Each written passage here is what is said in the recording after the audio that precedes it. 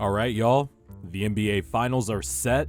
We got Heat Nuggets, two well-coached teams, two players who have been playing the best in these playoffs, unless you discount the games 4 through 6 in the Eastern Conference Finals from Jimmy Butler. But regardless, two of the best players in the playoffs, two of the best coaches, two of the most consistent teams in the playoffs. And it's going to be an interesting finals.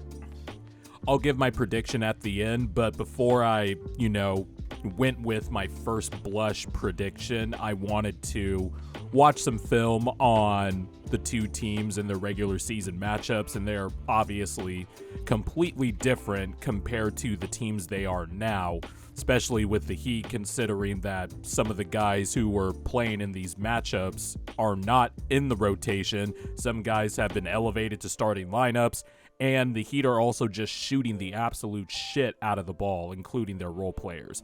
But I wanted to go over 5 things that immediately came to my mind when I thought about this matchup. Don't want to go through every single thing I thought, but the 5 most important things that came to my mind, so let's get right to it.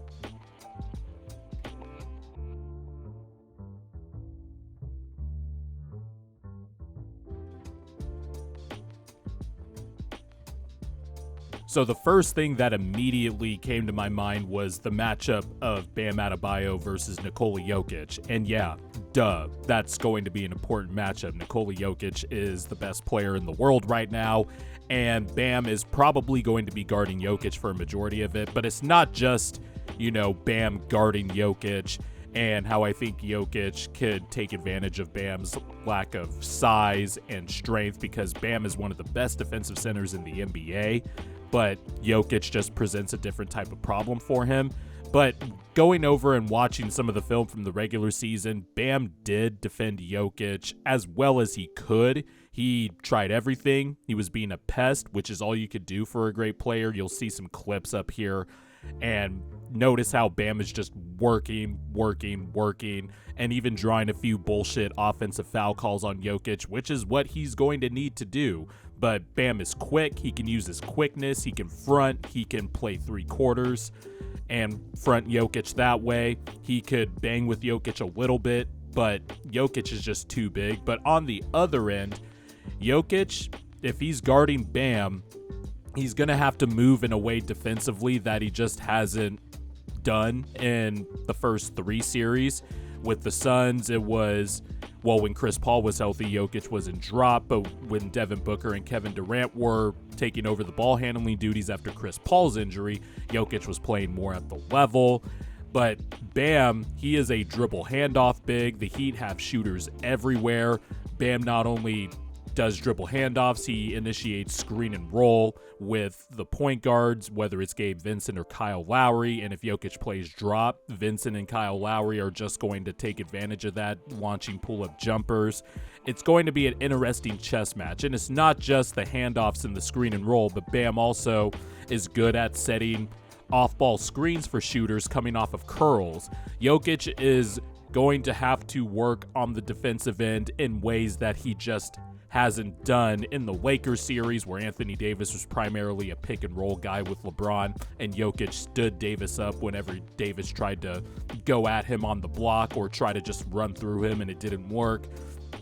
With Phoenix, it was, DeAndre Ayton.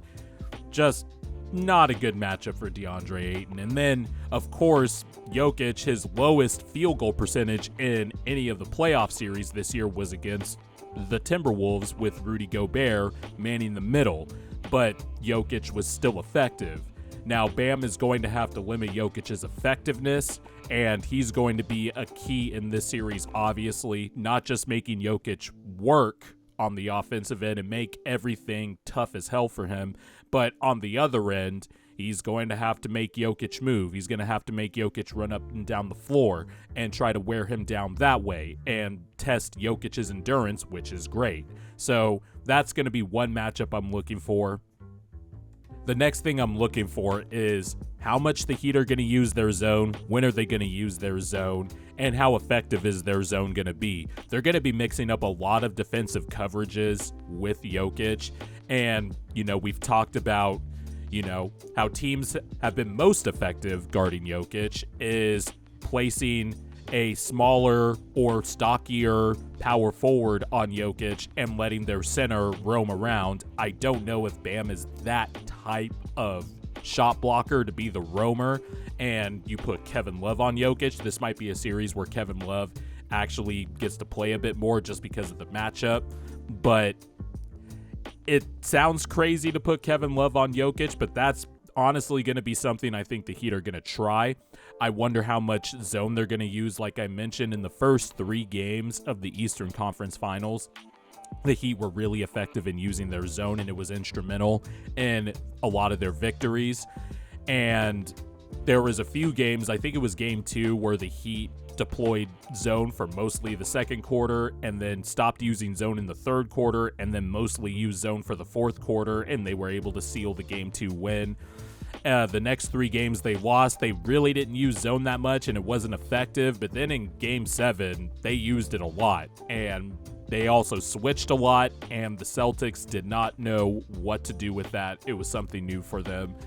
So the Heat are definitely, they have their work cut out for them. I actually thought Boston had the better personnel to try to defend Jokic. You could put Al Horford on Jokic or Grant Williams on Jokic, like in their early regular season matchups, and then have Rob Williams roam around. One of the games, Rob Williams was injured and didn't play, so they put Grant Williams on Jokic and then Al Horford as the roamer.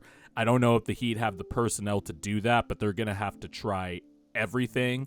And if they go zone, that's going to be dangerous because Jokic in the middle of the floor, he could just flash to the middle of the floor, and that's where he's most deadly with his passing and his shooting touch. So it's going to be interesting to see how much zone the Heat use, because they are known for the zone. The zone is kind of like their curveball if you want to do a pitching baseball analogy. And I'm not sure the Nuggets are the team to go zone against, because they could just pick you apart, especially if Jokic decides I'm just going to flash to the middle every time they're in a matchup zone or a 2-3 zone. Next one is kind of an obvious one also, but Jimmy Butler and the fact that the Nuggets, while they have good defenders in KCP, Bruce Brown, Aaron Gordon, Jamal Murray is even playing some solid defense at times in these playoffs, had a lot of good defensive possessions in the Western Conference Finals.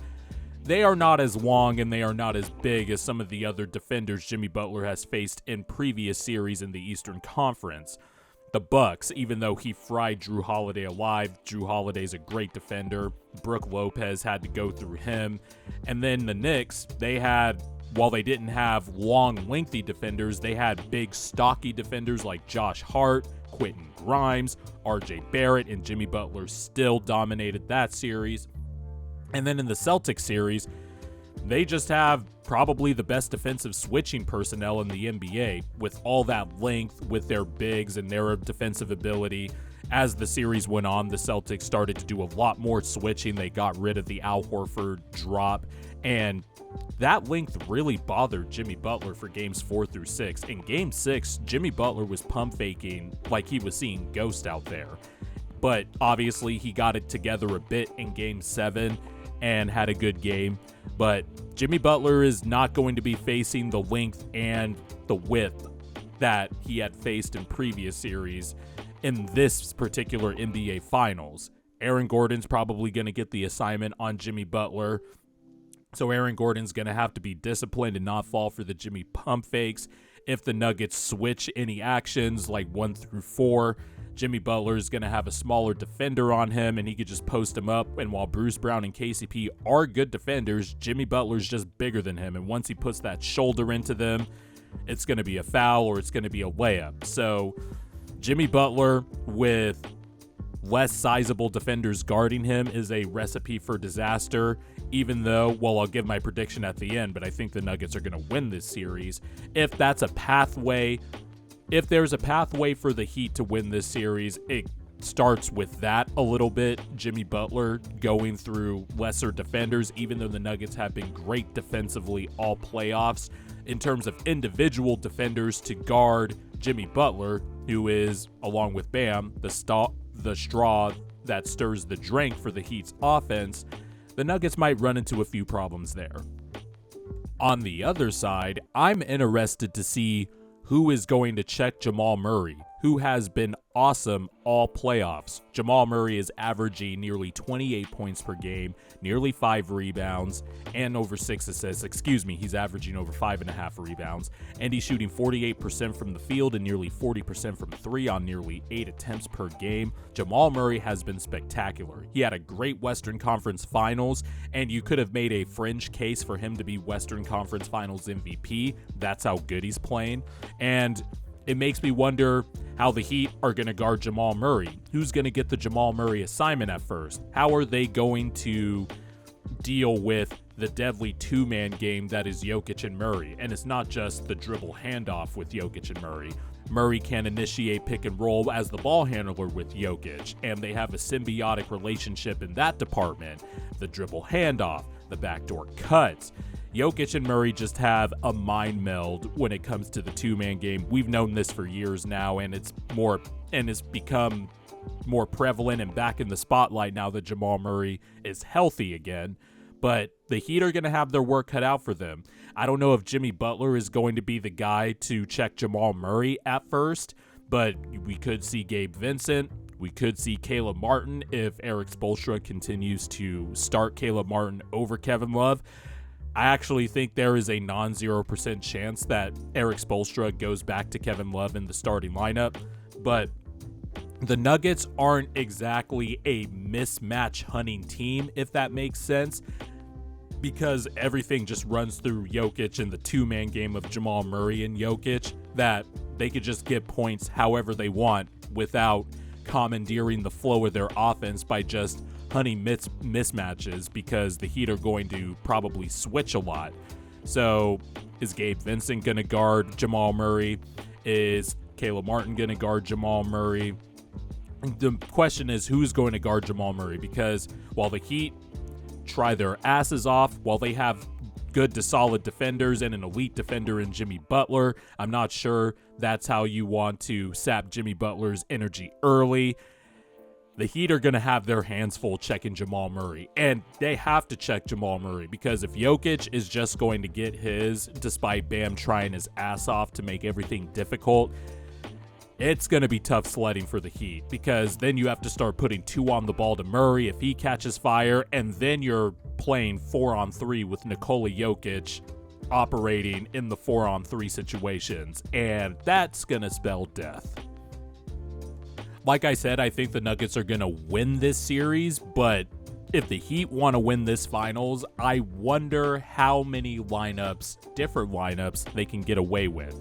Because I do think, like I said, this is a series where the Heat can start Kevin Love again and maybe try to do that, put Kevin Love on Jokic and let Bam roam to try to imitate that defensive coverage that the Nuggets have seen a lot this year. You know, with the Sixers, they put PJ Tucker on Jokic and let Joel Embiid roam. And then, of course, the over-talked about Rui Hachimura adjustment in the Western Conference Finals. And for all the hemming and hawing about the over-coverage of that, that probably is the best defensive coverage to play Jokic, even though Jokic will eventually figure it out because he's a fucking supercomputer. But if you're just talking about needing tools in the toolbox to defend Jokic, that's got to be something that's in the Heat's pocket. I wonder if they can get away with playing multiple shooters that are negative defenders, like in the Nuggets Heat game earlier this year. I think it was in December when the Heat played in Denver. The Heat got away with lineups of playing Max Strus, Gabe Vincent, and Duncan Robinson at the same time. And like I mentioned, the Nuggets aren't exactly a find the mismatch and have that defender come set the screen so they can get the switch and take advantage of the mismatch. That's just not how the Nuggets play. Now, there was some of that in the Western Conference Finals where Murray was just, they were relentlessly hunting D'Angelo Russell and rendered him ineffective in this series. I believe D'Angelo Russell's negative plus minus was giant in the Western Conference Finals. But the Heat do know how to hide some of their lesser defenders. They can go zone. They can go super small by maybe playing Caleb Martin at the 4 and Jimmy Butler at the 5.